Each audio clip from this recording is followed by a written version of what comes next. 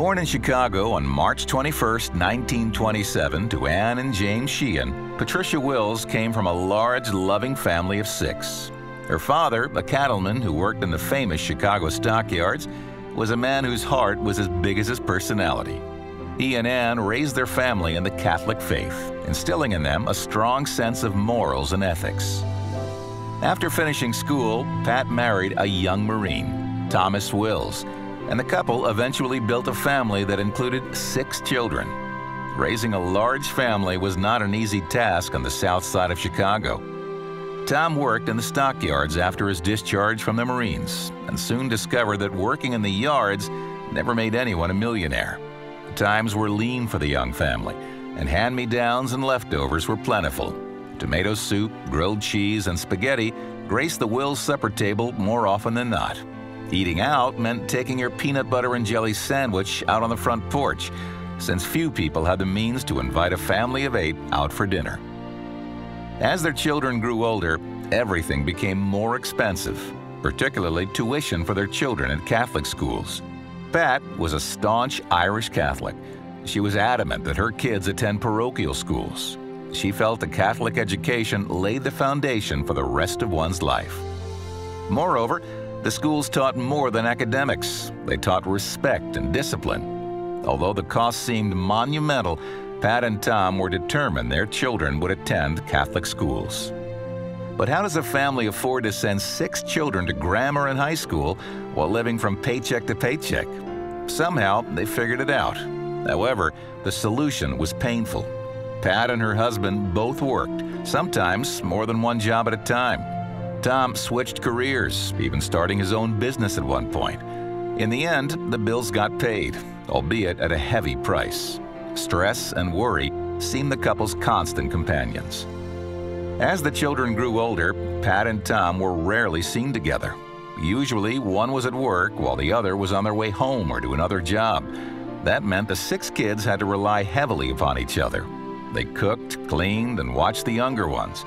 At times, things became hectic and out of control, but both parents did their best to quell any disturbances that emerged.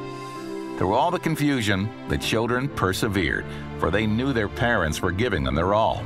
The parents' sacrifices were sometimes lost in the shuffles of everyday life. Pat was burning the candle at both ends, working afternoons and midnights. She'd come home from work dragging, looking like she'd just run a marathon. Nevertheless, she did what needed to be done for her kids. As the years passed, Tom was called home suddenly to be with the Lord. Pat was never quite the same after that tragedy.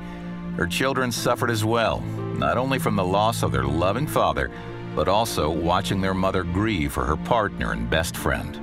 It was at that point when the 6 children fully understood the true meaning of love. As they watched Pat's suffering, they realized their parents' 25 years together was meant to be a gift to them, a life's lesson, if you will, as to what marriage is all about. Pat moved on, and for the next 40 years, she went about the task of taking care of her family alone. She guided them through life's obstacle course, offering advice and encouraging them about choices they were making. Grandchildren began to appear like flowers in the spring, each one bringing a smile to Pat's face and joy to her heart. Eventually, 13 grandbabies and 15 great-grandbabies affectionately called Pat Grandma Beeks. She made a great many friends in her life, treating them like family through her companionship and caring for them when they were ill. Her love of sports, particularly basketball, endeared her to many of her basketball coaching son's colleagues, friends, and fellow athletes. She was always the loudest voice in the stands, cheering her teams on to victory. To all of them, she was simply known as Beeks, or simply Mom Wills. Pat's last year on Earth was difficult, as her family and friends watched her light become dimmer with each passing week. That infectious laugh and smile became weaker and weaker as an insidious demon took control of her health. At times, she seemed not to recognize her loved ones, but then we'd see that sparkle in her eye, and we'd know she was back, if only for an instant.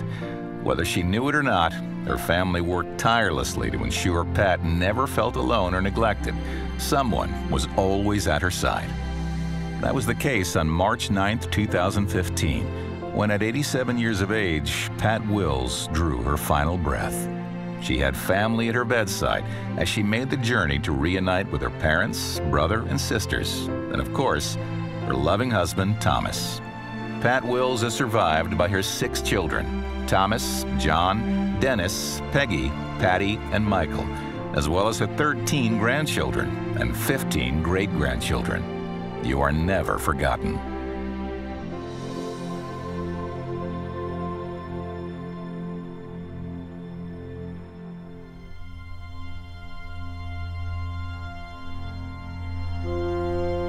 This tribute honoring Pat Wills was made possible by the generosity of the Marcus Foundation.